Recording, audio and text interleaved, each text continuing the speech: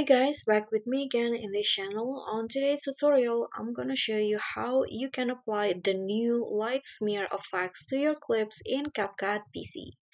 So here, I'm going to just start by adding the clips that I want to add it. Okay, this one. So I'm going to add the layer effect into this clip. So first head to the video effect. Okay, so in here the light smear can easily be found under the trending or the scanning category because this effect is pretty new, so it's now trending. This one's right here, so you need to first download the effect and then click on the plus icon to add it to your clips.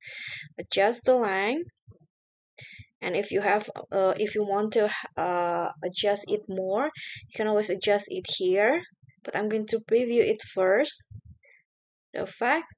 Okay, so it will go like this. Okay, I'm going to adjust the blur. I'm going to lower the blur and change the color.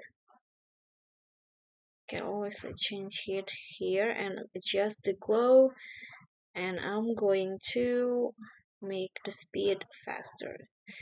Okay, let's see the result now. Okay, so that's all from me guys. Thank you so much for watching. I hope you enjoyed this video. So please give me a like and smash that subscribe button there. And also remember to leave a comment and click on the thanks.